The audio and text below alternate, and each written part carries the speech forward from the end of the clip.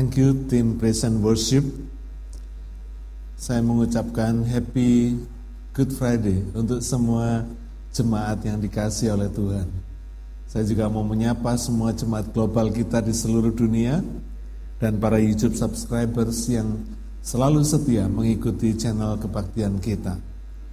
Saudara, setiap tahun kita merayakan Jumat Agung atau Good Friday, dan biasanya selalu disertai Holy Communion, karena Jumat Agung ini tidak terpisah dari Paskah, ya.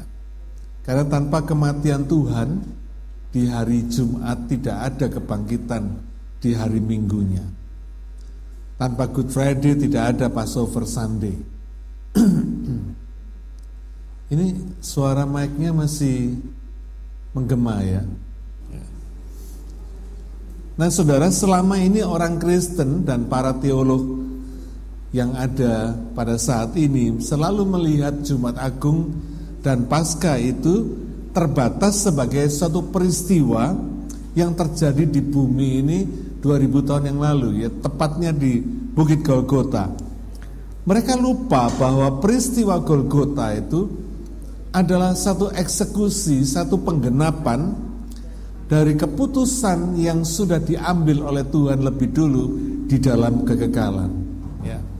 Kita ingat Efesus 1 ayat yang keempat, nanti kita akan sampai di ayat ini. Itu sebabnya saudara, ketika Yesus berkata sudah selesai, sebelum dia menghembuskan nafas yang terakhir di kayu salib, maka kata-kata sudah selesai ini pasti ada kaitannya dengan apa yang diputuskan atau apa yang terjadi di dalam kekekalan sebelumnya. Siapa percaya? Siapa yang percaya bahwa kata-kata Yesus sudah selesai di kayu salib 2000 tahun yang lalu itu berhubungan dengan keputusan dan penetapan keselamatan yang sudah dilakukan oleh Tuhan di dalam kekekalan? Siapa yang percaya? Praise God. Siapa yang tidak tahu? Ya. Saudara, pasti ada hubungannya dengan kekekalan. Nanti kita akan sampai. Kenapa? Karena banyak orang Kristen tidak mengerti bahwa dimensi hidup kekristenan kita itu adalah kekal. Dimensi kekekalan, bukan dimensi waktu. Ya, bukan dimensi ketika bumi ini ada atau alam semesta ini diciptakan, bukan di era waktu ini saja, tapi dimensinya adalah kekekalan. Karena kita, saudara dan saya, orang percaya ini diselamatkan, diputuskan keselamatannya, ditetapkan pemilihannya, itu di dalam kekekalan. Karena itu salah sekali kalau kita orang Kristen ini hanya dipusingkan dengan urusan waktu ini, urusan dunia ini. Kita lupa bahwa dimensi hidup saudara dan saya itu adalah kekal. Jadi bukan hanya ada di bumi ini saja, tapi ada di dalam kekekalan.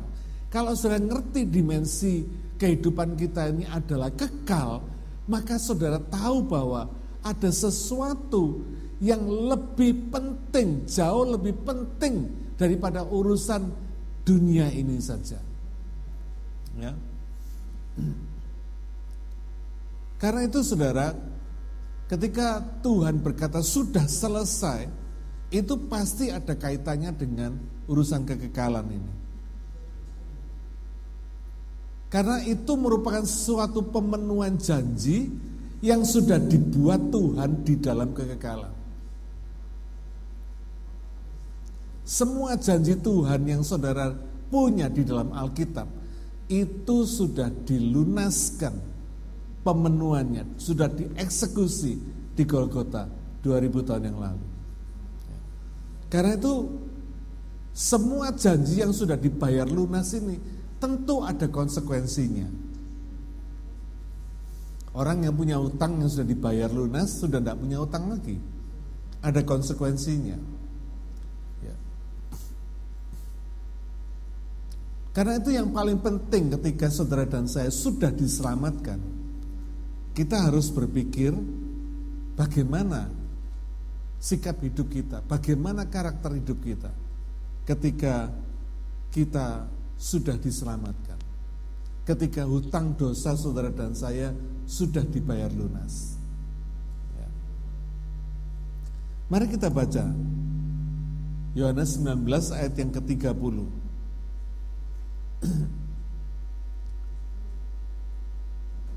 Sesudah Yesus meminum anggur asam itu, berkatalah ia, sudah selesai.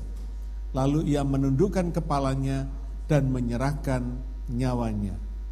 Nah, apa yang dimaksud Tuhan dengan berkata sudah selesai? Apanya yang sudah selesai ini? Kebanyakan para teologi itu tadi menghubungkan kalimat ini hanya dengan karya penebusan Tuhan di Golgota, sekali untuk selamanya. Betul, gak salah. Ya. Tapi bukan hanya itu. Paulus dalam kitab Efesus mengajarkan bahwa keputusan tentang penebusan dan janji keselamatan lewat Mesias itu ditetapkan di dalam kekekalan. Mari kita baca Efesus 1 ayat 3 sampai ayat yang ke-7. Perhatikan. Terpujilah Allah dan Bapa Tuhan kita Yesus Kristus, yang dalam Kristus telah mengaruniakan kepada kita segala berkat rohani di dalam sorga.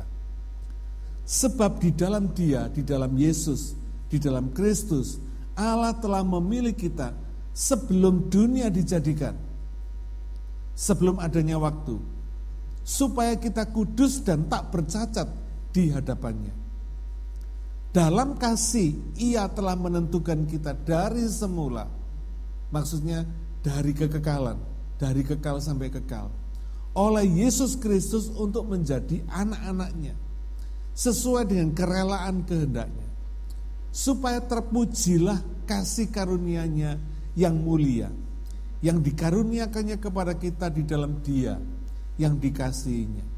Sebab di dalam Dia dan oleh darahnya kita beroleh penebusan, yaitu pengampunan dosa, menurut kekayaan kasih karunia-Nya. Nah, saudara perhatikan di sini. Keputusan pengampunan dosa di dalam Yesus, di dalam Kristus itu, serta janji keselamatan tentang Mesias itu, tentang juru selamat itu, ditetapkan sebelum dunia diciptakan. Sebelum Tuhan melakukan penciptaan atas alam semesta ini, saudara dan saya ini sangat diberkati luar biasa. Keselamatan saudara dan saya ini sudah ditetapkan di dalam kekekalan. Luar biasa enggak, saudara? Mana ada orang yang lebih beruntung dari kita? Orang-orang yang diselamatkan di dalam kekekalan. Bahkan sebelum manusia ada, sebelum dunia tercipta, sebelum manusia ada, keselamatannya sudah ditetapkan. Pemilihan keselamatan, pemilihan juru selamatnya sebagai Tuhan dan juru selamat, pemilihan Mesiasnya sudah ditetapkan di dalam kekekalan. Coba bayangin, saudara. Sebelum kita ada di bumi ini, sebelum saudara lahir di bumi ini, kita ini sudah ada di dalam hati Tuhan, di dalam kekekalan. Coba pikirkan ini, saudara. Setiap kali saya mengingat ini, air mata saya keluar, saya menangis. Ini bukan hanya bicara tentang kedaulatan. Di dalam istilah teologi terkenal dengan predestinasi. Ini bukan cuma urusan kedaulatan Tuhan yang menetapkan si A diselamatkan, si B tidak. Bukan, saudara. Ini bukan bicara tentang kedaulatan saja, tapi ini bicara tentang kemahatauan dan bicara tentang kasih Allah yang luar biasa, yang tidak bisa terpikirkan. Bayangin, saudara dan saya ini belum jatuh dalam dosa. Adam belum ada. Tapi keturunannya sudah diselamatkan. Luar biasa enggak, saudara? Karena itu sama Tuhan, kita enggak boleh meremehkan Tuhan. Kita enggak boleh main-main sama Tuhan. Saya selalu bicara sama Tuhan itu urusannya tuh hati, saudara. Ini yang paling penting. Jangan sampai hati dan pikiran kita ini terbaca di hadapan Tuhan tidak mengasihi Dia.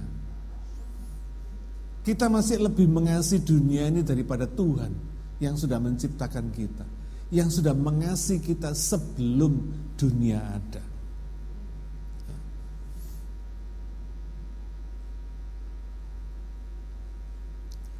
Saudara perhatikan di sini, bagaimana Tuhan itu selalu ahead, selalu di depan. Sebelum segala sesuatu terjadi, Dia sudah mengantisipasi lebih dulu. Inilah Tuhan, saudara. Dia bisa mengantisipasi apa yang akan terjadi karena Dia Maha Tahu. Omniscience. Dia Tuhan yang selalu tahu apa yang akan terjadi lebih dulu. Bahkan ketika Dia baru merencanakan untuk menciptakan alam semesta ini, untuk menciptakan manusia yang dikasihnya sebagai subjek, yang dikasihnya, yang bisa menjadi tempat Dia mencurahkan kasih sayangnya. Dia sudah tahu kegagalannya, dan Dia sudah punya solusinya. Dahsyat Tuhan. Tuhan yang kita sembah itu bukan Tuhan kaleng-kaleng, saudara. Bukan Tuhan ecek-ecek yang biasa, yang boleh disembronoin gitu ya, yang boleh diremehkan. Oh no, saudara. Kita nggak boleh main-main sama Tuhan ini. Karena itu betapa meskipun saudara dan saya masih hidup di bumi ini, hati kita ini mesti tertuju ke sorga. Cintanya kita itu mesti kepada Tuhan, bukan kepada dunia ini. Dunia ini tidak akan pernah bisa memuaskan kita. Saudara punya duit berapapun juga, duit saudara tidak akan pernah bisa memuaskan saudara. Saudara punya orang yang terbaik sekalipun dalam hidup saudara, dia tidak akan pernah bisa memuaskan saudara. Yang bisa memuaskan hidup kita ini adalah Tuhan. Amin. Dia yang sudah menempatkan kita di dalam hatinya sebelum alam semesta ini diciptakan. Bahkan sebelum manusia ini ada, dosa kita sudah diampuni.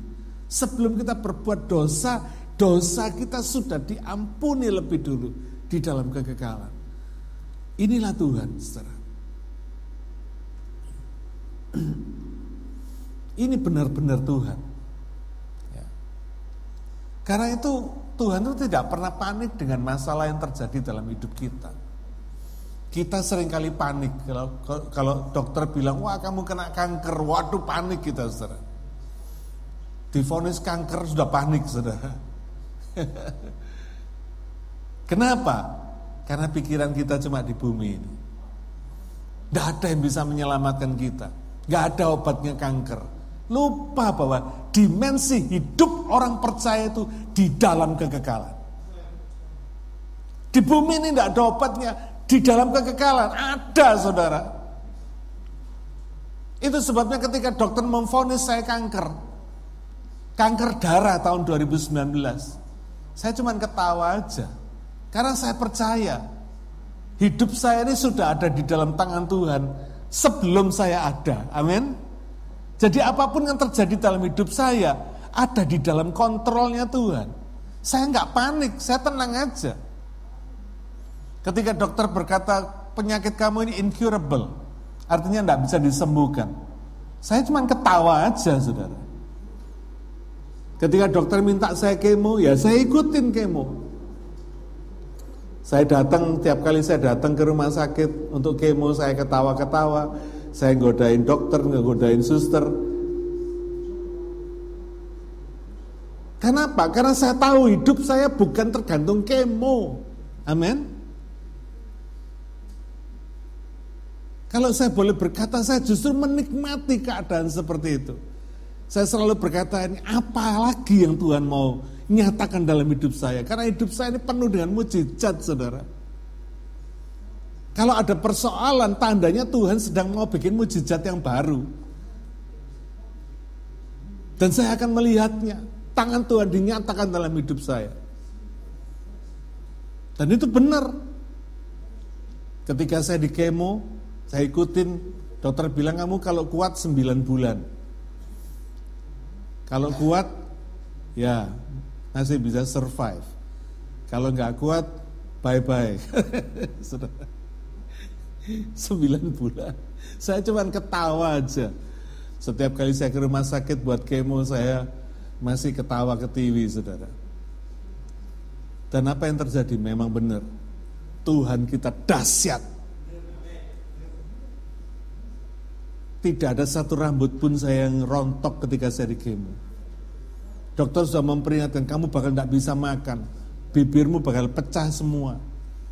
Karena ulcer dan sebagainya. Enggak terjadi apa-apa. Kamu bakal tidak bisa makan. Enggak, makan saya makin lahap, saudara. Apalagi kalau ada cukyok. Waduh. Hauce, saudara.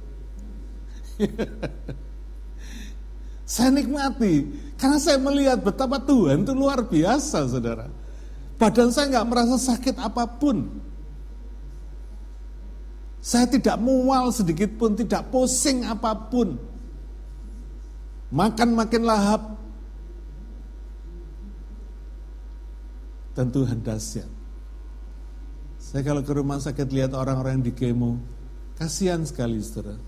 Rambutnya gundul, rontok semua, tidak punya tenaga, jalan udah kayak zombie.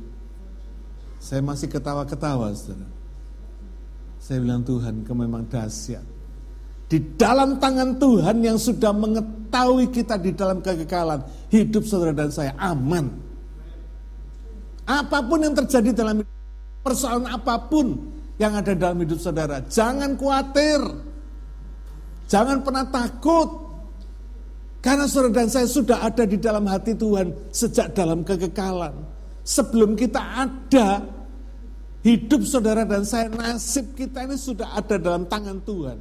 Dalam hati dan pikiran Tuhan. Sejak di dalam kekekalan. Apalagi yang mesti saudara takutkan dalam hidup ini? Tidak ada. Tidak ada satupun persoalan yang lebih besar daripada urusan kematian. Dan urusan kematian itu sudah diselesaikan oleh Tuhan di hari Jumat Agung 2000 tahun yang lalu. Ketika Yesus berkata, sudah selesai. Wah, itu kata-kata seperti keputusan hakim, saudara. Seperti sentence yang berkata, beres.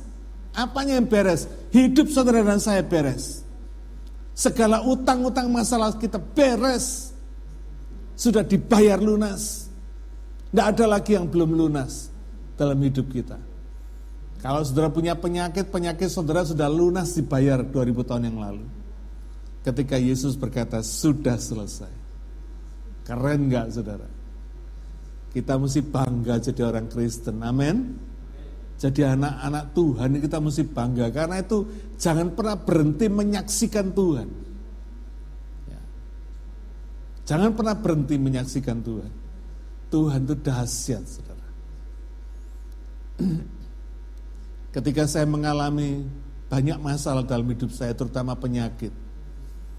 Kanker darah belum selesai, akibat kanker darah tadi ginjal saya rusak.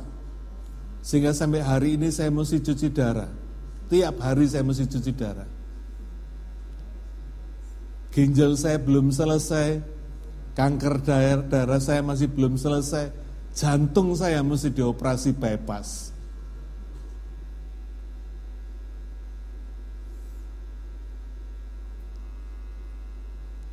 Satu hari saya berkata sama Tuhan, Tuhan, penyakit apa lagi yang belum ada dalam tubuh saya ini, saya bilang. Saya ini kok merasa kayak supermarket penyakit ya Tuhan. Mau cari apa aja ada komplit, saya bilang. Terus saya ngomong sendiri, oh iya Tuhan, COVID yang belum, saya bilang. COVID yang belum. Tapi ternyata tanpa saya ketahui, saya sudah pernah kena COVID, saudara. Datanya waktu dokter cek, datanya ada. Ternyata saya kena COVID. Saya pikir kapan nih saya kena COVID-nya, nggak tahu saya, saudara. Nggak ngerti. Tuhan dahsyat nggak? Siapa yang berkata Tuhan dahsyat? Oh, keren Tuhan itu, saudara. Ya.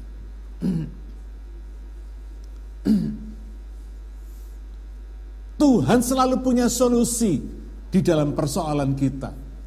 Kita seringkali panik karena persoalan, padahal solusinya sudah ada di dalam Tuhan. Karena itu kalau kita ngerti dimensi kekekalan ini, kita anak Tuhan itu tidak akan pernah panik dalam hidup ini. Saudara menghadapi persoalan apapun, tenang saudara. Kenapa? Karena solusinya sudah ada dalam kekekalan. Tinggal dieksekusi, dan dieksekusinya itu sudah selesai. Ketika Yesus berkata sudah selesai, berarti apa? Eksekusi terhadap semua persoalan saudara dan saya di bumi ini sudah selesai. Keren gak saudara? Apa yang ditakuti di bumi ini sudah selesai. Dibayar sama Tuhan. Jadi kalau kita yang masih takut, ya salah kita sendiri. Ya, salah kita sendiri. Kalau saya perhatikan di sosial media terakhir ini, ada satu artikel, satu berita yang mengatakan nanti tanggal 8 April ini bumi akan gelap selama 3-5 hari. Siapa yang baca itu?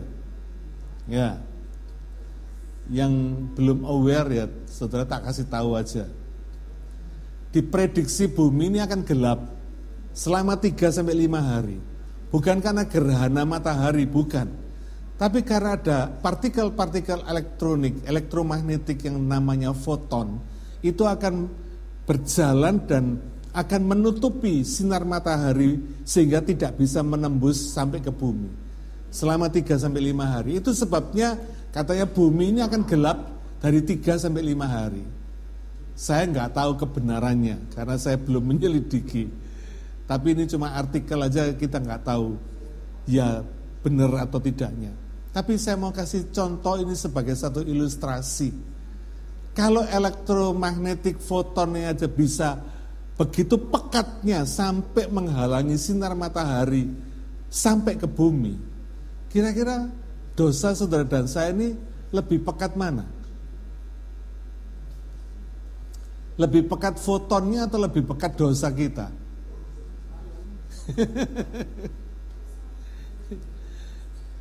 Banyak anak Tuhan yang hidup pada hari ini masih selalu bertanya, masih selalu menyesali, masih selalu ragu bahwa dosanya sudah diampuni.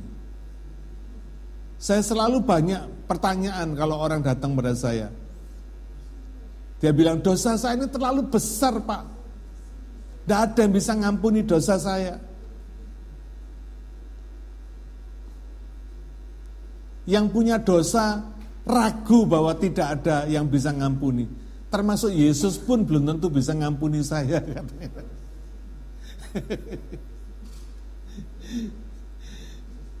Saya mau kasih tahu saudara, sepekat apapun dosa kita, kata Alkitab, semerah seperti kirmisi, Tuhan bisa bikin putih seperti salju. Keren saudara.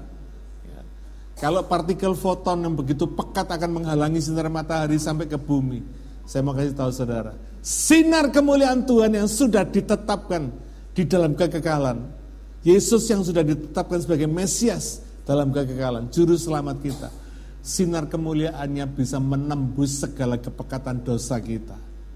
Sepekat apapun dosa kita, biar gelap gulita sekalipun, sinar kemuliaan Tuhan mampu menyinari kita, mampu menyinari hidup kita. Karena itu jangan pernah ada merasa dosa yang tidak bisa diampuni Tuhan. Tidak ada, saudara. Kalau masalah dosa aja sudah diampuni oleh Tuhan, sudah dibayar lunas, bagaimana dengan persoalan kita yang lain? Sama, saudara. Kalau dosa aja yang paling berat, urusan paling berat, urusan kematian, sudah dibayar lunas, apalagi persoalan kita yang lain? Kecil, saudara. Kecil. Saudara ingat-ingat ya, setiap persoalan itu kesempatan kita melihat tangan Tuhan dinyatakan. Makin besar persoalan saudara, makin dahsyat Tuhan akan campur tangan. Makin dahsyat saudara akan melihat campur tangan Tuhan dalam hidup saudara. Makin ajaib dia. Karena dia lebih besar dari persoalan kita.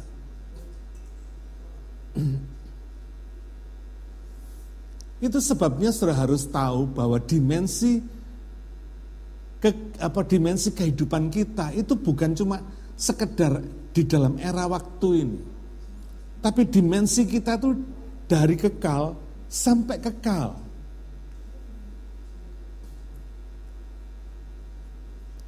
Kalau dimensi kekekalan ini ada di dalam kehidupan kita, maka kita ngerti, saudara. Kita ngerti bahwa Yesus itu memang juru selamat. Tidak ada yang bisa jadi juru selamat selain Yesus. Karena dia Tuhan. Dia firman Tuhan yang bersama-sama dengan Tuhan, dan dia adalah Tuhan. Karena itu Yohanes 14 ayat yang ke-6 berkata, kata Yesus kepadanya, akulah jalan dan kebenaran dan hidup. Tidak ada seorang pun yang datang kepada Bapa kalau tidak melalui aku. Ayat ini berkata dengan tegas, dengan jelas, tidak ada yang bisa datang kepada Bapa tanpa melalui Yesus. Itu sebabnya Yesus itu bukan superhero, bukan. Dia adalah Allah, Tuhan yang sudah ditetapkan sebagai juru selamat di dalam kekekalan. Karena itu Yesus adalah Tuhan yang bisa menjadi juru selamat. Satu-satunya juru selamat. Karena dia bersama dengan Tuhan. Jangan pernah ragu, saudara.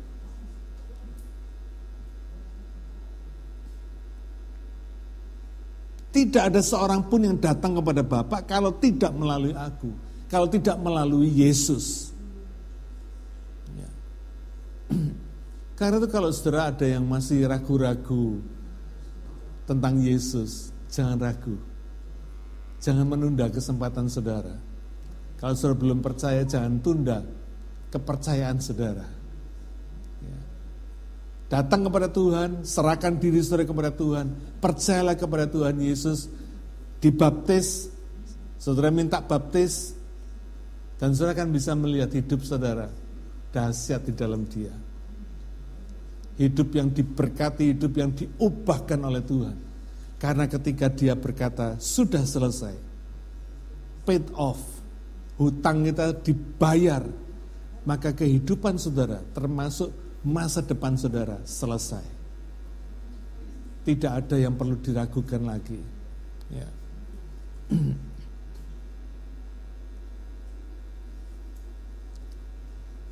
Tidak ada dosa di era manapun juga yang tidak bisa diampuni oleh Tuhan, yang belum diselesaikan hutangnya oleh Tuhan. Ya.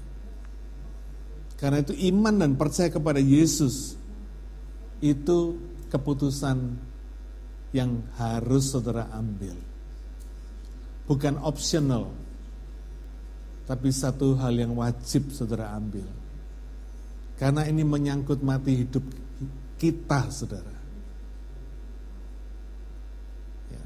Saya nggak pernah ragu-ragu untuk berkata, barang siapa yang percaya Yesus, dia sudah diselamatkan. Yang tidak percaya, dia sudah ada di bawah hukuman. Jelas, saudara.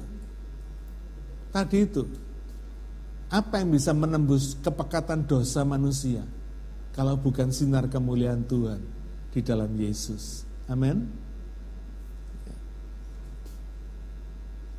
Yohanes 3 ayat 16 berkata, karena begitu besar kasih Allah akan dunia ini, sehingga Ia telah mengaruniakan anaknya yang tunggal, supaya setiap orang yang percaya kepadanya tidak binasa, melainkan beroleh hidup yang kekal.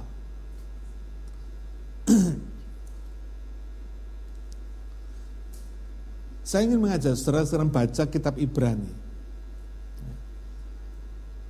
Kitab Ibrani ini menjelaskan dengan clear supaya saudara ngerti hari ini. Ibrani pasal 4 ayat yang keempat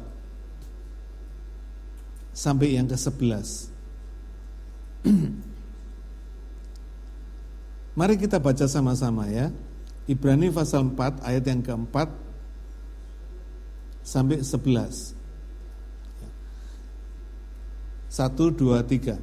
Sebab tentang hari ketujuh pernah dikatakan di dalam suatu nas, dan Allah berhenti pada hari ketujuh dari segala pekerjaannya. Dan dalam nas itu kita baca mereka takkan masuk ke tempat perhentianku. Jadi sudah jelas bahwa ada sejumlah orang akan masuk ke tempat perhentian itu, sedangkan mereka yang kepadanya lebih dahulu diberitakan kabar kesukaan itu tidak masuk karena ketidaktaatan mereka. Sebab itu ia menetapkan pula suatu hari, yaitu hari ini, ketika ia setelah sekian lama berfirman dengan perantaran Daud, seperti dikatakan di atas, pada hari ini jika kamu mendengar suaranya, janganlah keraskan hatimu. Sebab andai kata Yosua telah membawa mereka masuk ke tempat perhentian, pasti Allah tidak akan berkata-kata kemudian tentang suatu hari lain. Jadi masih tersedia suatu hari perhentian, hari ketujuh bagi umat Allah. Sebab barang siapa telah masuk ke tempat perhentiannya, ia sendiri telah berhenti dari segala pekerjaannya, sama seperti Allah berhenti dari pekerjaannya. Karena itu baiklah kita berusaha untuk masuk ke dalam perhentian itu, supaya jangan seorang pun jatuh karena mengikuti contoh ketidaktaatan itu juga. Saudara, ini menarik sekali. Ya. Selama ini kita tahu bahwa hari Sabat itu memperingati hari perhentian. Ya. Hari di mana Tuhan berhenti mencipta, yaitu hari yang ketujuh. Ya. Itu hari Sabat, itu pengertiannya. Tapi kita tidak pernah membahas mengapa Tuhan berhenti pada hari yang ketujuh. Kenapa Tuhan berhenti pada hari yang ketujuh, kok enggak hari yang keenam? Bagi Tuhan mencipta mau berhenti di hari kapanpun bisa kan? Pertanyaannya, kenapa Tuhan berhenti ya pada hari yang ketujuh? Pada hari Sabat itu kenapa?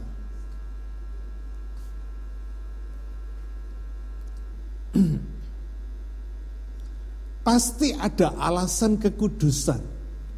Garis bawahi saudara. Ada alasan kekudusan, bukan alasan teknis. Oh Tuhan capek Pak, sudah habis mencipta hari ke-6, hari 7 mau syusi, mau istirahat. Jadi hari ke-7 dia selesai.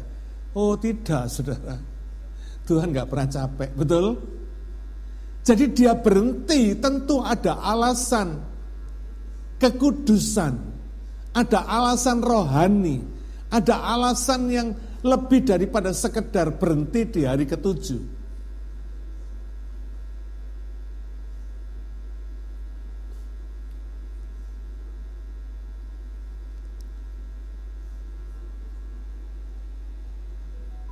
Tadi kita ingat ya, dalam Efesus 1 ayat yang ke berapa tadi?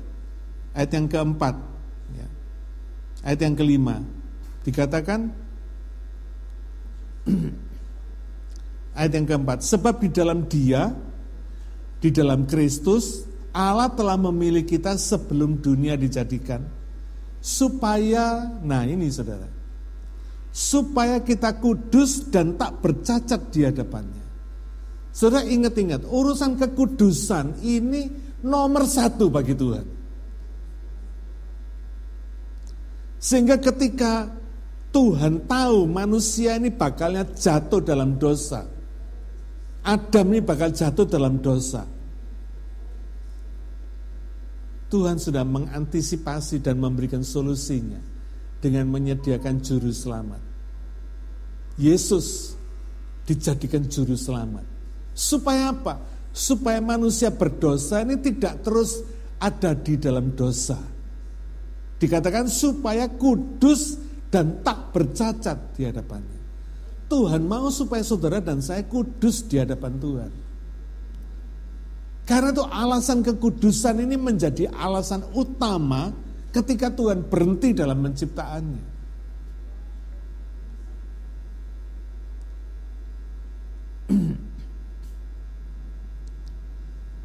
Oleh karena itu dikatakan hari Sabat itu merupakan hari perhentian. Saudara ngerti pengertian perhentian ini? Kapan sih manusia ini berhenti? selesai dari jerih lelahnya? Kalau kita sudah selesai hidup di bumi ini, betul nggak? Kalau kontrak kita sudah selesai dan Tuhan bilang pulang, itu kita nih baru bisa berhenti. Itulah hari perhentian kita. Ketika kita pulang. Nah, ini yang harusnya menjadi konsentrasi kita di dalam hidup di bumi ini. Saudara jangan pernah berpikir ketika saudara hidup di sini. Kalau saudara hidup di sini makan tahu tempe masih bisa, betul? Tapi coba pikirkan ketika saudara pulang. What happened with you when you are going home? Karena Alkitab dengan jelas mengatakan hidup di bumi ini seperti hidup di tenda. Yang sewaktu-waktu tenda ini bisa dibongkar. Untuk mati nggak perlu tua. Untuk mati nggak perlu sakit. Anytime tenda kita bisa dibongkar. Tapi Tuhan sudah menyediakan rumah di sorga. Keren nggak, saudara? Bumi ini dikatakan tenda, sorga dikatakan rumah bagi saudara dan saya.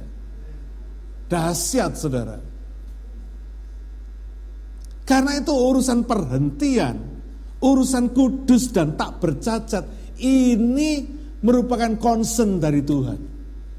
Dan harusnya concern bagi kita, anak-anak Tuhan. Amin.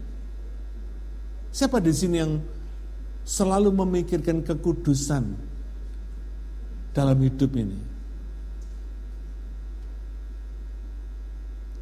Siapa yang tidak pernah mikir?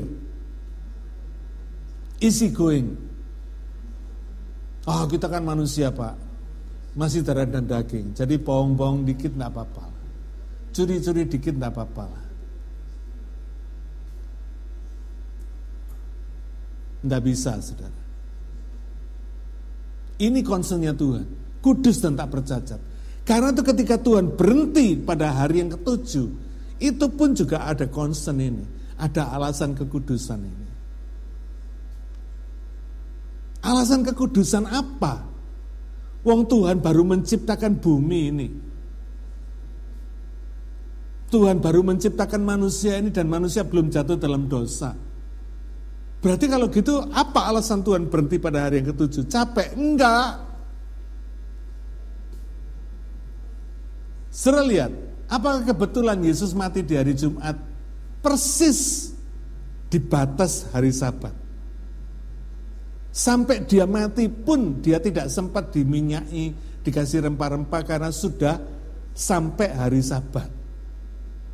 Sudah sampai hari perhentian. Yang dimana orang Israel tahu hari perhentian itu hari yang sakral. Tidak boleh kerja sama sekali, tidak boleh melakukan perjalanan jauh, tidak boleh melakukan aktivitas apapun, hanya untuk Tuhan. Kira-kira apa kebetulan Yesus mati hari Jumat? Tidak, saudara. Semua sudah dinubuatkan. Yesus berkata, pada hari yang ketiga, aku akan bangkit. Artinya kematiannya pada hari Jumat itu juga sudah dinubuatkan. Sudah direncanakan. Sudah ada di dalam planningnya Tuhan. Karena setelah itu Sabat. Dan setelah Sabat itu, pada hari berikutnya Tuhan bangkit. Nanti hari Minggu saya akan khotbah tentang kebangkitan Tuhan. Keren, saudara. Saya asik banget ketika Tuhan menyatakan kebenaran kepada saya. Saya merasa Tuhan, Engkau memang dahsyat, Engkau luar biasa.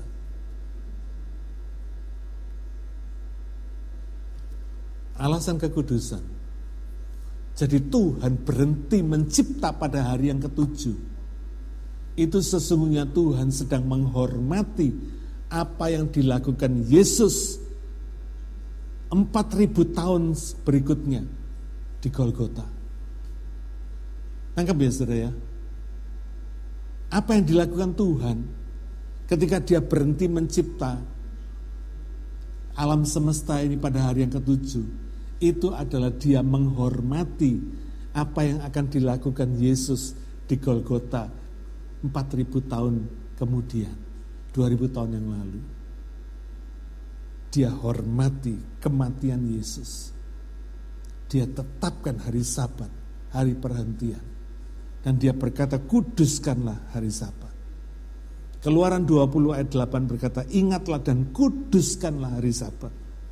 Ulangan 5 ayat 12, tetaplah ingat dan kuduskanlah hari Sabat, seperti yang diperintahkan kepadamu oleh Tuhan Allah. Itu sebabnya saya selalu mengencourage jemaat, jangan suka bolos ibadah dengan alasan segala macam tetek bengek. Bagi saudara alasan itu masuk akal, bagi Tuhan enggak. Karena ini urusan perintah Tuhan. Perintah negara aja saudara enggak berani melanggar, kalau melanggar masuk penjara. Kenapa perintahnya Tuhan saudara berani langgar? Bu Cengli kan? Jangan remehkan ibadah, jangan remehkan hari Sabat. Karena Bapak pun menghormati hari Sabat ini. Karena apa? Itu untuk menghormati kematian Yesus di Golgota. Kalau saudara nggak ngerti ini, kebangetan saudara.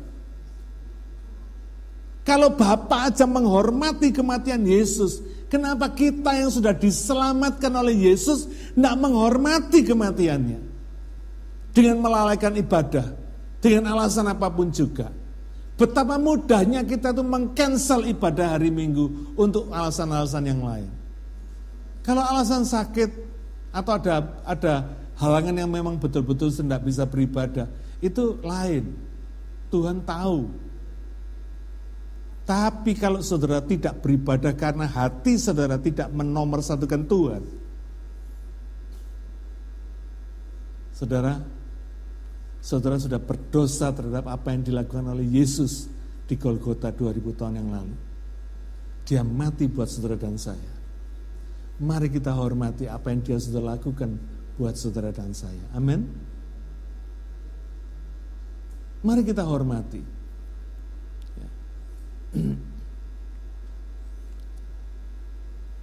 Pengampunan dosa kita dan penebusan dosa kita sudah diselesaikan Tuhan.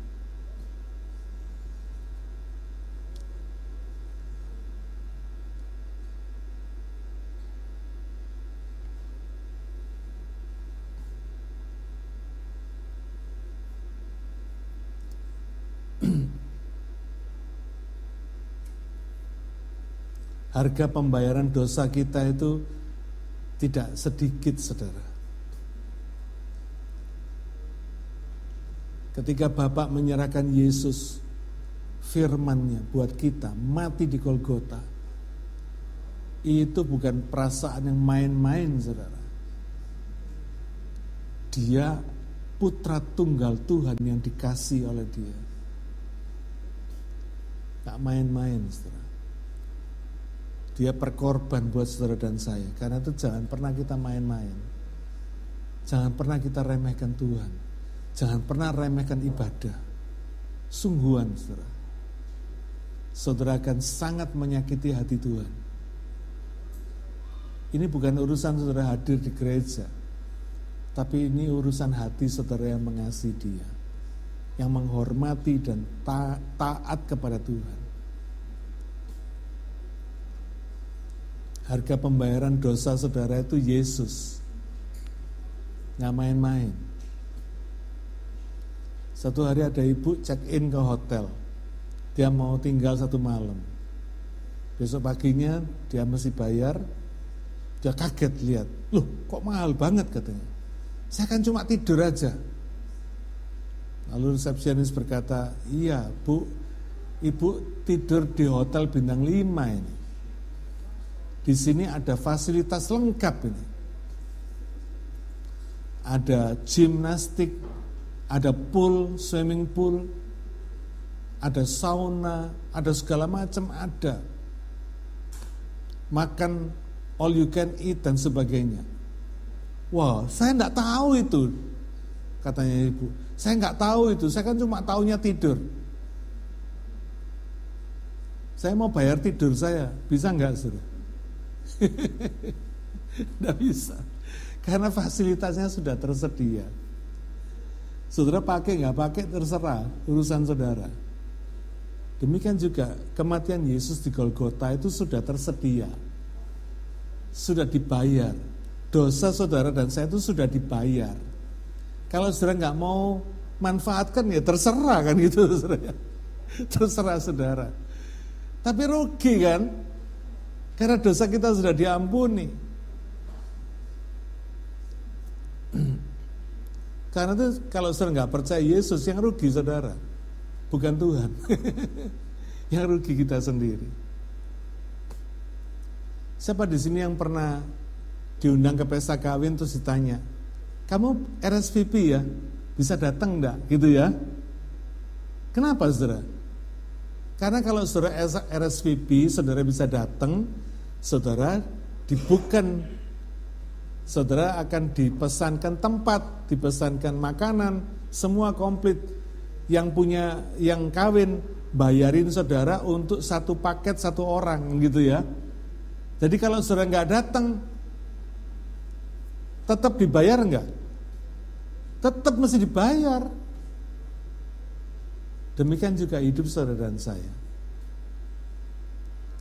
Saudara percaya nggak percaya, dosa saudara dan saya sudah dibayar. Rugi kalau saudara nggak ambil. Hanya orang yang bersedia percaya dan menyerahkan diri kepada Tuhan, maka dia boleh mengalami pengampunan dosa. Kalau enggak ya tetap dosanya ada saudara. Mari kita belajar untuk menjadi orang yang sudah diampuni dosanya. Ini yang paling penting. Jangan kita menjadi orang bodoh yang lupa bahwa dosa kita sudah diampuni. Kata Paulus, jangan lupa dosa kita ini sudah diampuni. Nah kalau dosa kita ini sudah diampuni, Yesus sudah berkata selesai. Masa hidup saudara belum selesai? Masa hidup saudara masih bergolak dengan persoalan-persoalan yang tidak pernah selesai? Persoalan karakter yang tidak pernah selesai, persoalan utang yang tidak pernah selesai, persoalan relationship yang tidak pernah selesai, masih saling dendam satu sama lain. Mari kalau Yesus sudah berkata sudah selesai, mari bikin semua persoalan kita selesai. Amin. Mari percayakan semua persoalan kita di hadapan Tuhan dan nikmati hidup sebagai orang yang sudah dibayar lunas oleh Tuhan segala persoalan kehidupan kita. Amin.